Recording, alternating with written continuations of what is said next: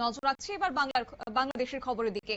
বাংলাদেশে ধৃত 81 ফুট মূর্তি নির্মাণের উদ্যোক্তা এবার গ্রেপ্তার। ধৃত হরিদাস তরুণী দাসের নামে আর্থিক দুর্নীতির মামলা, ফের উঠছে সংখ্যালঘুদের কণ্ঠরোধের অভিযোগ। বাংলাদেশে ধৃত 81 ফুট রাম মূর্তি নির্মাণের প্রধান উদ্যোক্তা।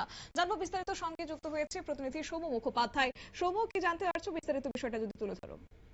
দেখো, বাংলাদেশের গাইবান্ধা জেলার পলাশবাড়িতে 81 ফুট উঁচু রামের মূর্তি নির্মাণের উদ্যোগ নেওয়া হয়েছিল এবং এর প্রধান উদ্যোক্তা ছিলেন ওখানকার শ্রী শ্রী রাধা গোবিন্দ কালী মন্দিরের প্রতিষ্ঠাতা হরিদাস চন্দ্র তরণী দাস। এবং সেই বিষয়টি সামনে আসার পর থেকে কিন্তু বাংলাদেশে জামাত থেকে আরম্ভ করে বিভিন্ন সংগঠন, মৌলবাদী সংগঠন, তারা এর বিরোধিতায় রাস্তায় নেমেছে।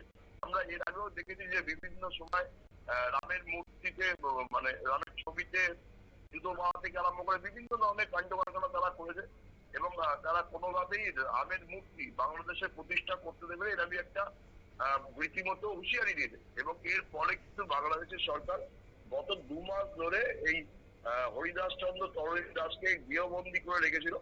এবার তাকে আর্থিক দুর্নীতির অভিযোগে তাকে গ্রেপ্তার করা হয়েছে। যেটা জানা যাচ্ছে যে রবিবার গভীর রাতে পলাশবাড়ি উপজেলার হোসেনপুর ইউনিয়নের মধ্য রামচন্দ্রপুর গ্রামের শ্রী রাধা গোবিন্দ কালী মন্দির এলাকা থেকে হরিদাস চন্দ্রকে বাংলাদেশ পুলিশের গোয়েন্দা বিভাগ গ্রেপ্তার করেছে। সরকারি বিবৃতি তাই দেওয়া হয়েছে। তার বিরুদ্ধে বেআইনি আর্থিক লেনদেনের অভিযোগ আনা হয়েছে। এই বিষয়ে পলাশবাড়ি থানার ওসি সারোয়ার আলম খান তিনি জানান যে ঢাকার উত্তরা পশ্চিম থানার একটি মানি লন্ডারিং মামলায় হরিদাস চন্দ্রকে সিআইডি গ্রেপ্তার করেছে। তাকে ঢাকায় নিয়ে যাওয়া হয়েছে এবং বর্তমানে ঢাকায় মিন্টো রোডে ঢাকা মহানগর গোয়েন্দা পুলিশের দপ্তরেই হরিদাসকে রাখা হয়েছে এবং সেখানে তাকে লাগাতার জেরা করা হচ্ছে। তার বিরুদ্ধে অভিযোগ যে তার ব্যাংকের নথিতে 10 কোটি টাকা অবৈধ লেনদেন ছিল এবং সেটা নগদ লেনদেন। এছাড়াও হাওলার মাধ্যমেও লেনদেন হয়েছে বলে কিন্তু অভিযোগ উঠছে। গত 2রা জুলাই থেকে এই বিষয়ে তদন্ত শুরু করেছিল সিআইডি এবং তারপরেই ঢাকার উত্তর পশ্চিম থানায় মানি লন্ডারিং এর আইনে মামলা হয় এবং তারপরে তাকে গ্রেপ্তার করা হয়।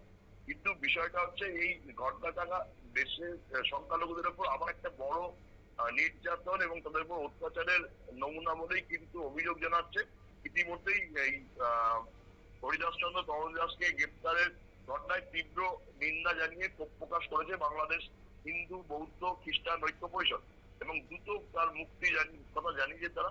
তাদের অভিযোগ হচ্ছে যে পলাশবাড়িতে 81 ফুট উচ্চতার রাম মূর্তি নির্মাণের উদ্যোগ নেওয়ার পর থেকেই হরিদাস চন্দ্র তরণী দাসকে গ্রেপ্তার করার একটা চেষ্টা হচ্ছিল এবং তাকে মিথ্যা মামলায় ফাঁসিয়ে গ্রেপ্তার করা হয়েছে। বেসিক্যালি উগ্র সাম্প্রদায়িক গোষ্ঠী মূর্তি নির্মাণের বিরোধিতা করে আসছে এবং তারা ধর্মীয় বিদ্বেষ ছড়িয়ে আছে। তাদের বিরুদ্ধে কোন রকম ব্যবস্থা না নিয়ে সংখ্যালঘু বলে তরণী দাসকে এইভাবে গ্রেপ্তার করা হলো এবং ঠিক একই ঘটনা কিন্তু ঘটেছিল 2024 সালের 25শে নভেম্বর। সেদিনকেও বাংলাদেশের সম্মিলিত সনাতন জাগরণ জোটের যে মুখপাত্র এবং ইসকনের প্রাক্তন সন্ন্যাসী চিন্ময় কৃষ্ণ দাস ব্রহ্মচারীকে রাষ্ট্রদ্রোহিতার অভিযোগে গ্রেপ্তার করা হয়। তার অনুগামীরা যখন ঢাকা চট্টগ্রাম আদালতে বিক্ষোভ করেছে এবং সেখানে একজন আইনজীবী খুন হন। পরবর্তীকালে সেই মামলাতেও কিন্তু চিন্ময় কৃষ্ণ দাসকে জড়িয়ে দেওয়া হয়েছে এবং তাকে এখনো পর্যন্ত জেলবন্দি করে রাখা আছে এবং তার বিরুদ্ধে একাধিক মিথ্যা মামলা করা হয়েছে।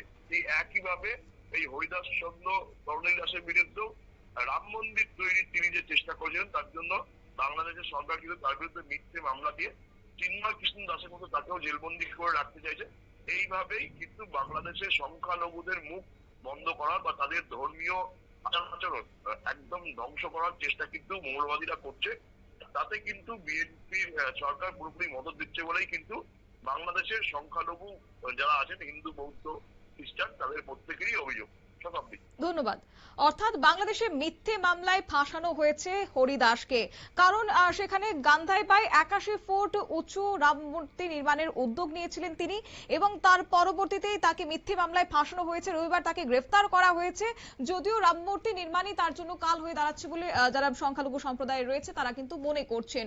অন্যদিকে তাদের অভিযোগ হচ্ছে যে পুনরায় বাংলাদেশে যারা সংখ্যালঘুরা রয়েছেন তাদেরকে চাপিয়ে দমিয়ে রাখার চেষ্টা, কন্ট্রোল করার চেষ্টা করছে বিএনপি সরকার, এমনটাই অভিযোগ তাদের। নিয়ে নিচ্ছি ছোট্ট একটি বিজ্ঞাপন, বিরতির সঙ্গে থাকুন।